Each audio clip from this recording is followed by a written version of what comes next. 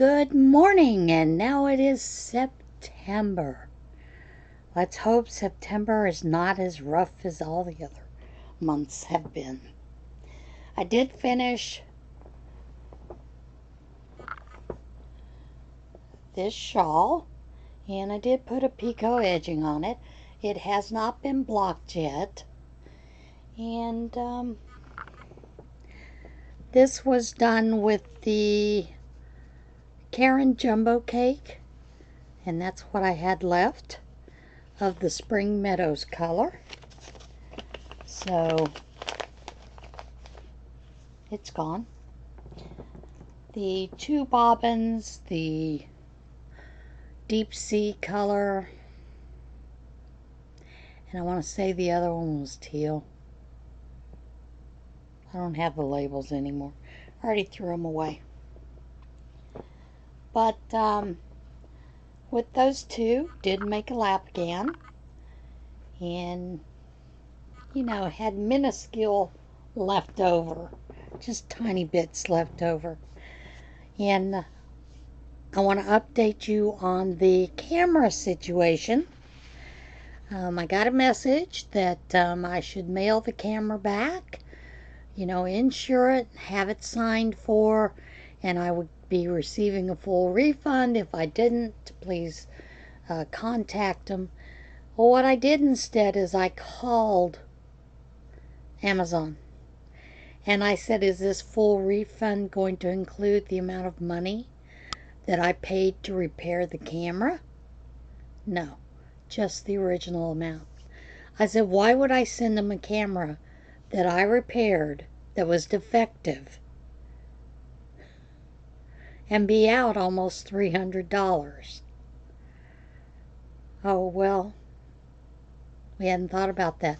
I said, my claim asked for the full amount back plus the $254 and change. Well, they're just gonna, you know, refund you what you paid for it. So my husband said, no, don't bother. You've got a camera now that's working.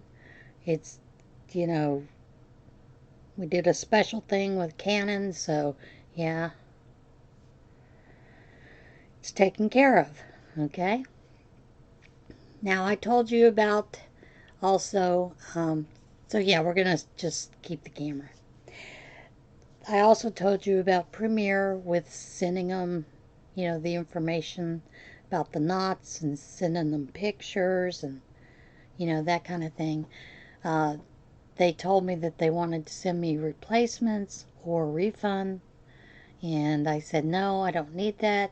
I did manage to get a item out of it for charity, so I was fine.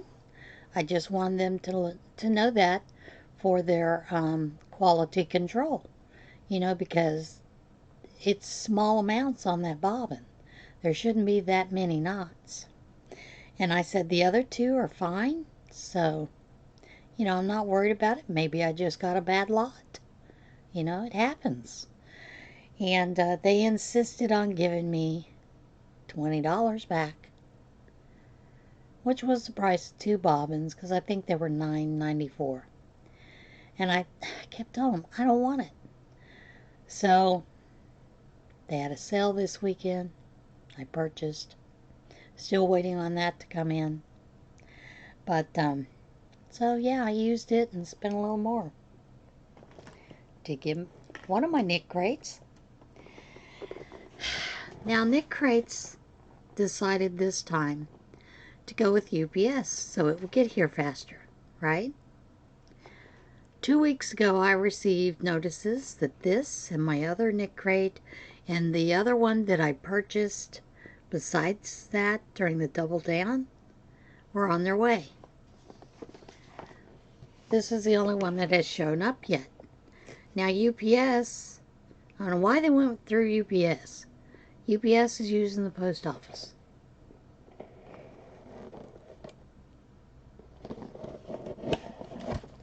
So this is my sock crate.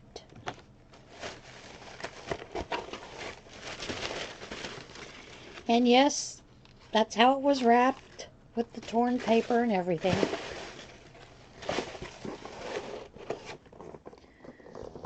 Whatever. And this is the sock crate in the Knitology Super Sock. The colorway is Succulent. It is 75% superwash merino, 25% nylon, and of course it is machine wash gentle, lay flat to dry.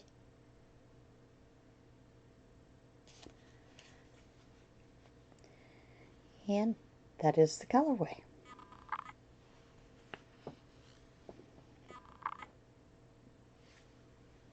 Okay. And here is the extra from Tatiana Bruzda. She's one of the indie dyers.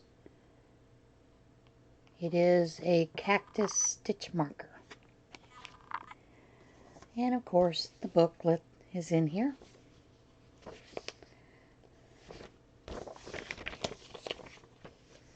Those are the colorways. This is a sock. And I'm still waiting on this one. And I believe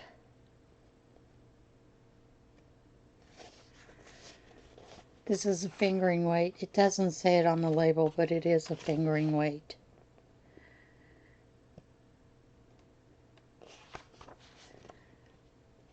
And here are the colors of the regular Knitcrate.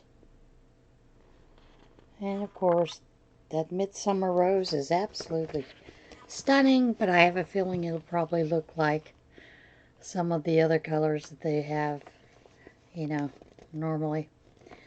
I debated about whether to get the Tuscan Sun. I knew I didn't want the Gibbons Moon. And I thought, no, I'll go with the Succulent. Why not? The patterns, there is a cardigan that is crochet, the super simple shrug, which is knit, and then of course the two socks. One of them is called the cactus flower sock. So I'm sure that's why we got the cactus stitch marker.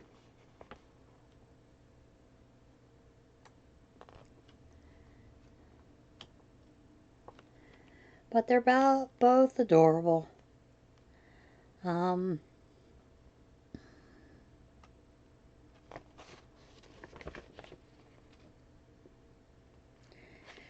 there's a little bit better look at the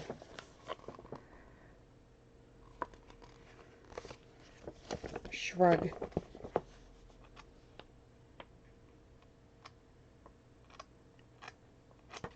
But yeah, and then there is next month's colors. Most likely it's going to be some of the same. You know, I don't know what it is. They don't seem to be able to get out of their rut. Now, I had gone on, no, I saw it on Sarah Lee Crochet's channel, this fabric.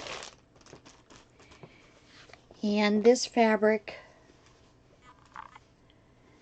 is called Amazing Grace. And she got it at Hobby Lobby.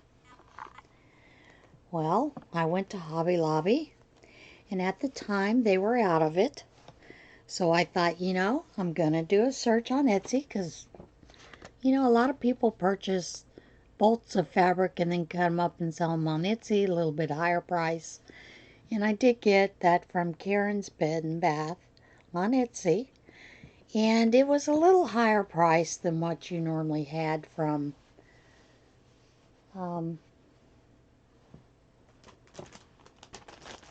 if you had gotten it at Hobby Lobby. But that was fine. I wanted the fabric because I was like, oh, that'll make a beautiful mask.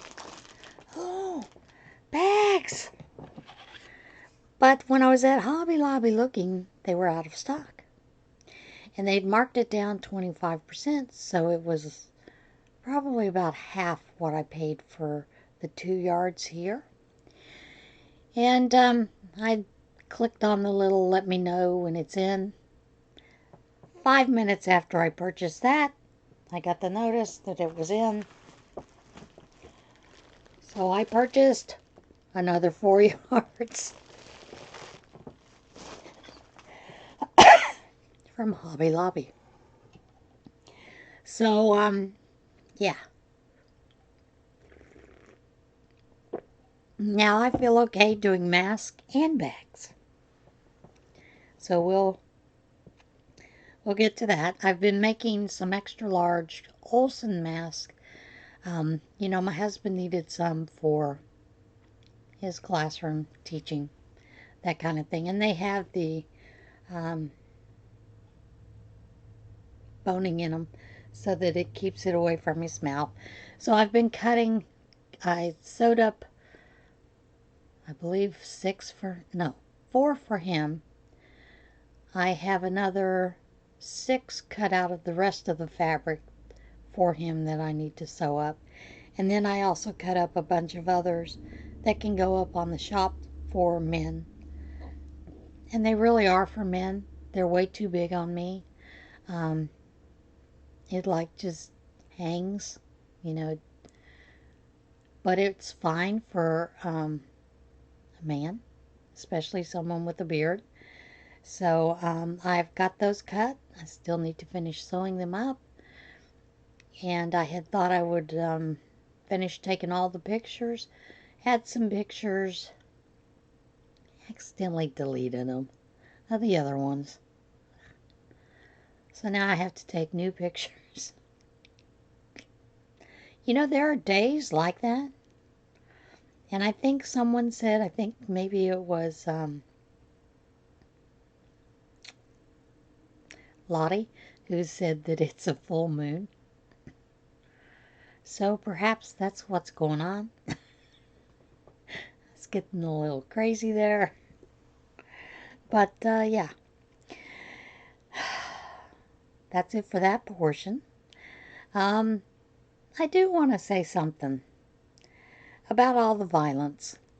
And I'm pretty sick of people blaming President, blaming Biden, blaming, you know, everyone but the people who are responsible for the violence. It's the idiots out there that are committing the violence and the rioting. They are totally responsible for their actions. No one else is. No one. You know, because if you want to blame the president, fine. The resistance has been doing this violent thing ever since he was nominated. The very first time, you could blame the resistance for egging people on. You could also blame the president, supposedly, for egging them on. Exactly, I'm not sure exactly how, because he's called out a lot of the violence all along. But whatever, you could blame Democrats. You know, constantly telling you to run them out of the restaurant, tell them they're not welcome here, you know, all that kind of crap. But actually, it's the people who are committing the violence that are responsible. Pure and simple. So, I do have a couple of shout outs today. One of those is for Flower Crochet Creations, aka Tammy Twyford. Now hers is a video that her daughter put together for her. It's just an intro video. And she's got some cute doggy outfits that she crocheted. So hopefully Tammy will soon start filming some things and join us in the yarning community. Then there is Wippy Chick. It's Wippy Chick. This is Julie. She has been around for a while, but I don't know how I missed her. She is a lot of fun. It's interesting to see her, you know, as she does her hauls and shows you how she's putting up her yarn in her groom. Supposedly she doesn't have a very big yarn stash, and I think, Julie, what are you, trying to ruin a yarny addict's reputation? Get on it, girl. But apparently she, works on an item and then moves on, works on another one. I admire people that do that because, I have 97 projects going probably at once, and 17 of them are lost to when I find them again. But, yeah, I think you'll enjoy both these ladies, so please check them out. And as many of you know, I have started doing a daily Bible reading of the New International Version of the Bible. I also want to let you know that Froggywentaknitting is also doing a reading of the Bible, and she is doing the King James Version. And I don't know if many of you have read the King James Version, but I will tell you, I had a teacher when I was in high school. This man so much impressed me, and I loved him.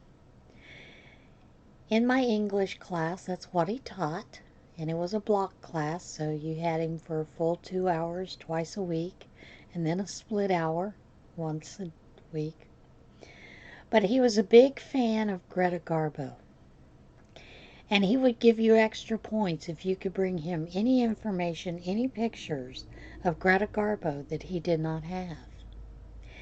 For each week in class, he would hand out archaic words that could only be found in dictionaries that were dated in the 14th to 16th centuries. So you had to go look up the meanings, and those were also on the spelling test and on one of the English tests, as well as you had to use it in a sentence, one of the words. But he also had a class that was on the open verse that was in the Bible. He was a very religious man. But what he taught us about the open verse poetry of the Bible, it is such a beautiful text with such beautiful open verse poetry. And I love the King James Version, but I know it's a little hard for a lot of people to understand. And a lot of that is because we don't understand the laws and the way that life was during that generation.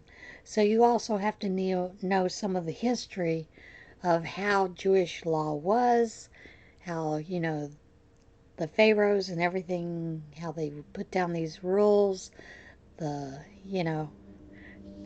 So, it was just very interesting, and I enjoyed that then too, as well. So, if you're interested in listening to it, by all means, I title them Daily Bible Reading NIV, and then whatever chapters we're reading. And I believe Jess is also titling it what chapters she is reading. So, and she is doing hers live. I have not done live because, my husband is like hanging around all the time. Even though they were doing in face-to-face school, at the university. In the past week, they have had 24 people test positive, and quite a few of the students were exposed to these people, either through a party or like one of the gals in one of his class, she was exceptionally angry because her roommate had gone to the party, she hadn't, and her roommate tested positive, so now she is having to quarantine, and yeah, she's pretty upset about that. And I'd asked my husband, why were they putting two people to a room, with the way that the COVID is? And he said they're not on campus, but she lives off campus. So, of course, she had a roommate because if you've ever lived in a college town, university town, rent is outrageous for students, which I can understand why it is because they do a lot of damage to the apartments, have parties, damage is done. So, rent is kind of expensive. So normally there are 2 or 3 people that will rent an apartment or a house, those kind of things, to cut the cost. So you can totally understand that. But she was pretty upset. There's quite a few people that were upset. So my husband had chosen this morning, he had a class this morning that was supposed to be face-to-face, 2 classes, and also a lab this afternoon. So what he has done is he has sent them all links to the Zoom room that he is teaching. He said we are not going to meet face-to-face, it will be done online. Here is the lab access for the lab online. You can do it online. So he kind of stepped ahead of this because he knows they're testing more people, and I believe they only have to get up to 30 is what the latest was before they go back to being online. Now, supposedly at the university here, they've decided they'll go back online for 2 weeks and then they'll go back face to face.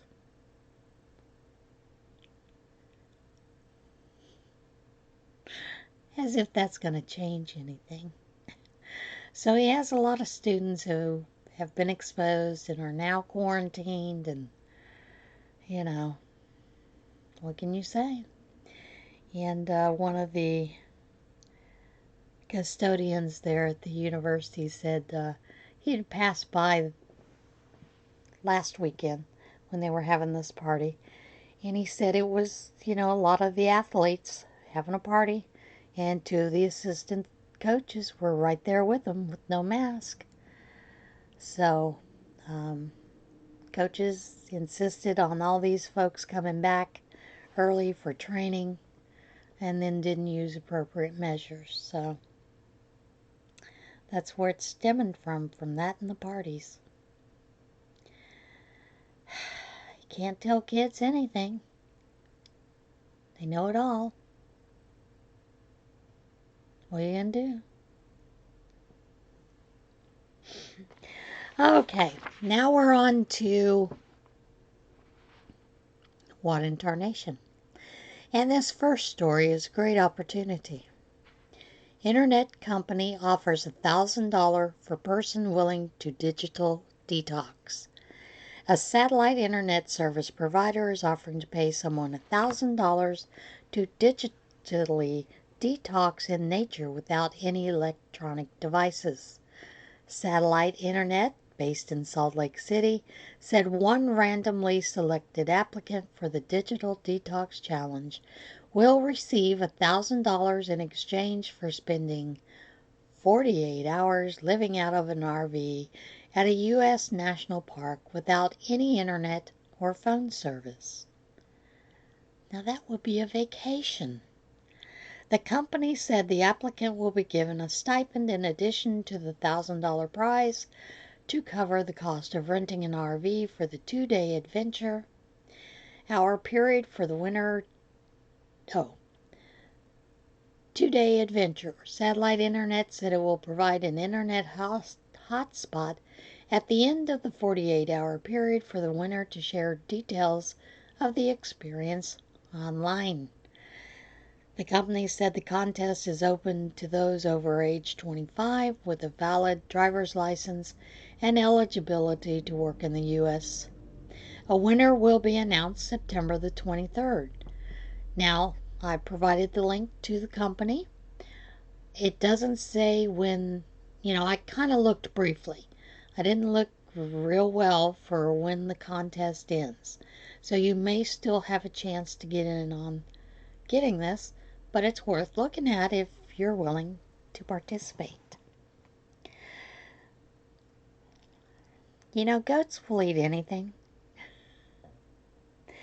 Goat steals, eats mail outside Alabama home. An Alabama woman captured video of a roadside mailbox being raided by an unusual thief, a hungry goat. In Isla Mazingo posted a video to Facebook showing a goat munching on mail from a mailbox at the side of her road in Toxie. This cannot be made up. Welcome to Toxie, Mazingo wrote. The residents said the goat had escaped from a nearby property and was soon recaptured by its owner. Now, those of you who have already had COVID, you're in luck. There's a great vacation spot for you. Brazilian islands to reopen for tourists who already had COVID-19. A group of scenic Brazilian islands that have been closed due to the coronavirus pandemic are reopening for tourists, but only to those who can prove they had COVID-19. Authorities in the Brazilian state of Pernambuco said the Fernando de Noronha archipelago, a group of 21 volcanic islands, is preparing to allow its first visitors since closing in mid-March to slow the spread of the pandemic. Guilherme Rocha, the state's administrator, said those seeking to visit the islands can apply online, but must provide proof they already had COVID-19. Rocha also said prospective tourists must submit either a positive test for the disease that is at least 20 days old or a test showing the presence of COVID antibodies in their blood. The World Health Organization warned no evidence exists that people who already had COVID-19 are immune to further infection. And of course, this week we supposedly have had 2 people who became reinfected, although from what I understand from the doctors, it is a totally different virus that mutated. Lightning punctuates groom's quip about 2020 during wedding. Video of a Massachusetts, there we go with that Massachusetts, wedding is going viral after a perfectly timed lightning bolt appeared to punctuate the groom's lamentations about 2020 not being the best year. A video filmed by a wedding guest and posted to Instagram by groom Aaron Sawitsky shows the couple exchanging vows during their outdoor wedding in Marion. Let's face it, 2020 has not been the best year, Sawitsky says, eliciting some laughter from guests just before a bolt of lightning crashes down on the lake behind him, followed quickly by the boom of thunder. The video shows Sawitsky gesture toward the scene as evidence of his point as the bride Denise and wedding guests erupt into laughter. The timing was pretty epic, he told WHDH-TV, and it so perfectly captures the experience of 2020 so far. So I think the only thing you can do is look at it and be like, yep, yeah, that's 2020, and kind of laugh. Sawitsky said the wedding had been repeatedly delayed due to concerns about the ongoing pandemic. We planned the wedding 4 times and we ended up this past weekend with 36 people there. It's been a process. It figures that like 2 minutes away from being officially married, we get a lightning strike, right next to us. The couple said the rest of the ceremony went on without any further unexpected complications, and it ended with a rainbow. So they were thinking that was looking well on their marriage. Now, you gotta wonder how this happened. because I think you actually have to apply for this money. So there's kind of this question about how it got into his account.